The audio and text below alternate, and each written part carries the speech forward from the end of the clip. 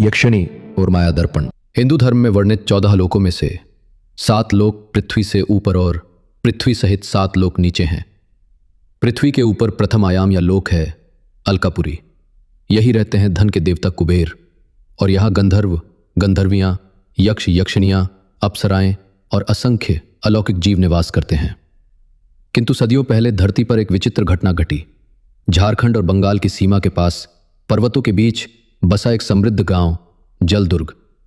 गांव के समीप एक शांत झील थी, जिसकी उपस्थिति गांव को समृद्धि और सौंदर्य प्रदान करती थी। लेकिन एक अमावस की रात झील के पार घने जंगल में एक गुफा में एक तांत्रिक कठोर साधना में लीन था। जैसे ही उसकी साधना पूर्ण हुई, उसने आंखें खोलीं और कहा, अब तुम कहीं नहीं जा सकती। उसकी कर्कश हंसी रात की शांति को चीर गई। अब तुम इसमें हमेशा के लिए बंद रहोगी, मेरी गुलाम बनकर। वर्तमान समय में कोलकाता का राष्ट्रीय संग्रहालय भारत के इतिहास और धरोहरों का एक संग्रह स्थल। यहां देश के विभिन्न हिस्सों के इतिहास से जुड़ी चीजें मौजूद हैं। हाल ही में वहां एक पुरातन किले से लाया गया था एक विशाल कलात्मक दर्पण।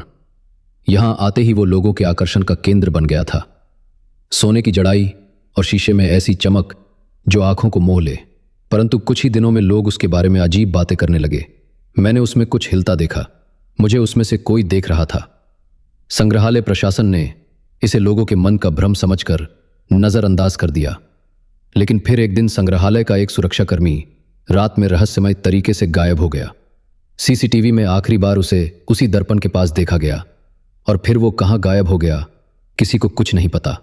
इसलिए सबने सोचा शायद वो किसी जरूरी काम से बिना बताए अपने गांव चला गया होगा। उसके बाद आने वाले दिनों में कुछ और लोग भी गायब होने लगे।